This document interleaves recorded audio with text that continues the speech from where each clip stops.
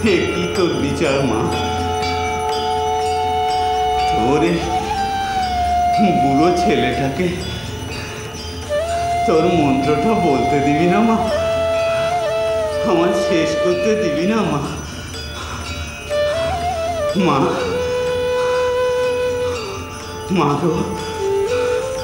ওং কালিকরালবদনাং দক্ষিণাং দিব্যাং মুন্ডমালা বিভূষিতাং সদ্যশ্চিহ্ন শিরো খর্গ বামদর্ধকরম ভুজাং অভয়ং বরদং চৈব দক্ষিণূর্ধত পানিকাং মহম মেঘ প্রভং শ্যামং তথা চৈব দিগম্বরিং কণ্ঠবত শতানীত গলধৃত্র চোর্চিতাং ঘোরাং দংষ্ট্রাং কালস্যং পীননত পয়োধরাং বালার্কমণ্ডলাকার লোচিতত্তিতন্নিতাং দন্তুরাং দক্ষিণ বাপি লম্ব মানকচচ্যাং সবরূপ महादेव हृदय परिसंस्थितां घोरां तमस्तां कालस्यां पीनन्नत पयोधरां एवं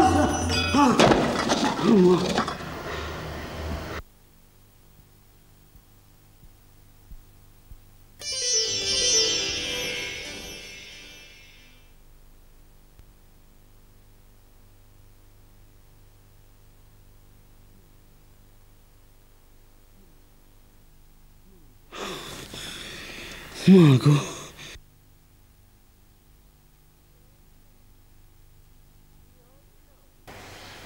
কি হয়েছিল?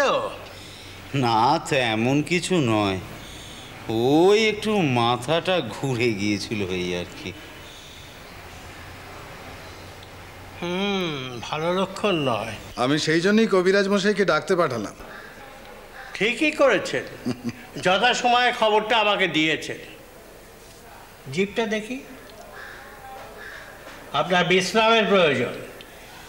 ও বিশ্রাম আমার হয় না কবিরাজ মশাই, ছোটবেলা থেকে আমি কখনো বিশ্রাম নিইনি। এখন তো নিতেই হবে। না সেজবাবু, দয়া করে ওই বিশ্রাম নেবার কথাটি আমাকে বলবেন না, ও আমার ধাতে ছয় না। যে কাজ এত ভালোবাসে তাকে এভাবে বসিয়ে দিলে চলে? কিন্তু আপনার শরীরের কথা তো আমাদের ভাবতে হবে। শরীর যদি বিশ্রাম চায় তা বিশ্রাম নিতে হবে বই কি।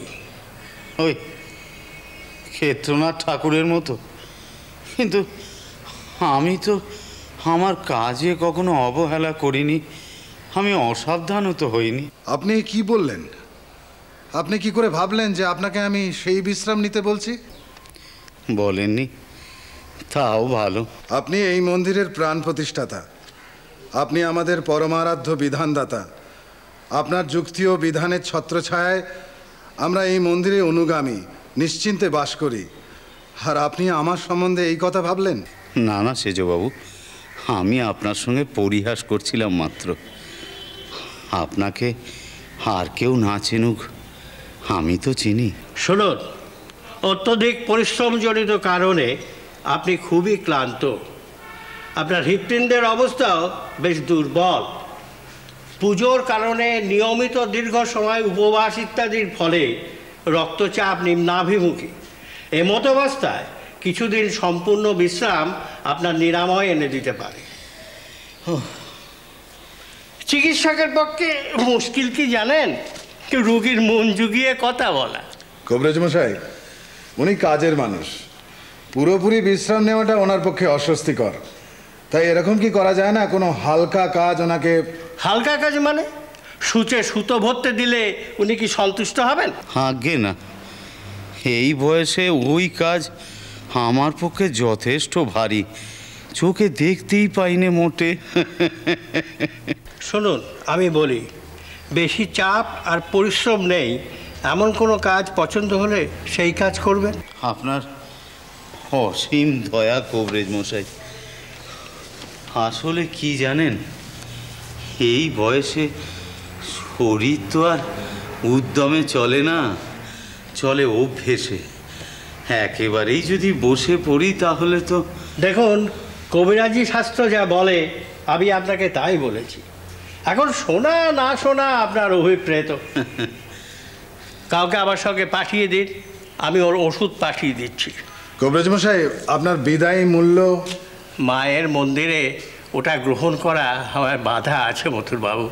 আমায় ক্ষমা করবেন, আমার আগেই আন্দাজ করা উচিত ছিল। হৃদয়রাম, তুমি মন্দিরের কোনো কর্মচারীকে বলো ওনার সঙ্গে যেতে, ওষুধ এবং পথ্যাদি সম্পর্কে বুঝে আসতে। আগে আসুন। সাবধানে থাকবেন ভট্টাচার্য মশাই। আগে আসুন। চলো।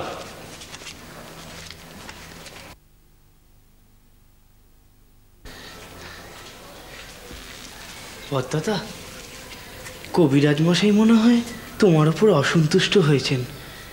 হতে দে, উনি তো ওনার কবরেজিটাই বুঝছেন, আমার দায়িত্বটা কি বুঝছেন?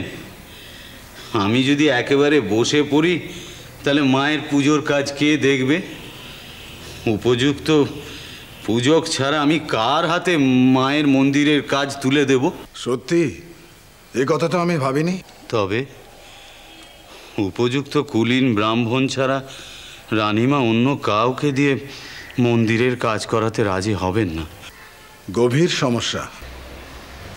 গদাই দাঁড়া, তোর সঙ্গে কথা আছে, বস। সেজবাবু একটু বসুন। সেজবাবু, এখন আপনার কাছে এটা পরিষ্কার তো যে কেন আমি বিশ্রাম নিতে অক্ষম?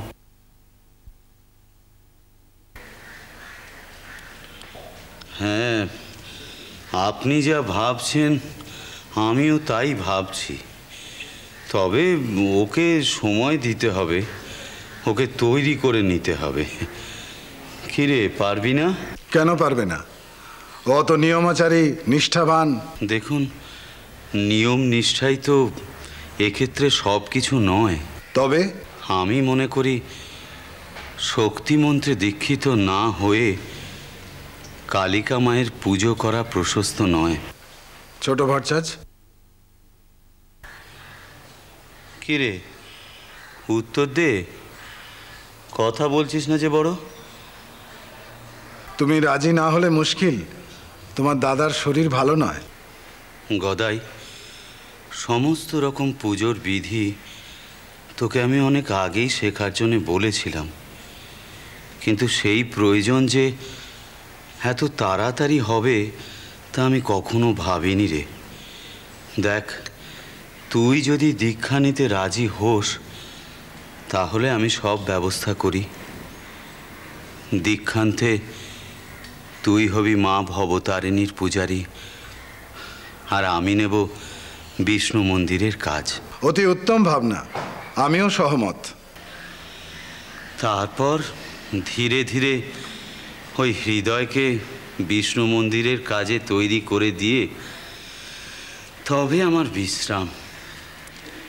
মাঝে মধ্যে গিয়ে মায়ের কাছে থাকবো, বাড়ির খোঁজ নেব,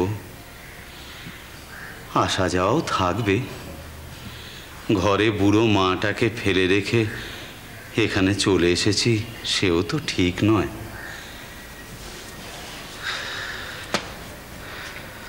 বেশ, তুমি আমার দীক্ষা গ্রহণের ব্যবস্থা করো বর্তাদা, আমি রাজি। ভবতারিণী মায়ের পুজো আমি করব। আমার দ্বিধা কেটে গেছে ভট্টাচার্য মশাই। তাহলে আপনি গদাইকে শক্তিমন্ত্রে দীক্ষা নেবার অনুমতি দিন। আপনার ইচ্ছেই আমার অনুমতি।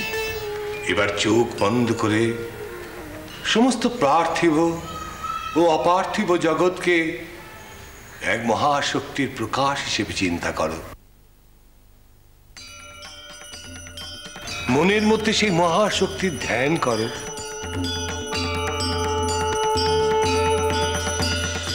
ধীরা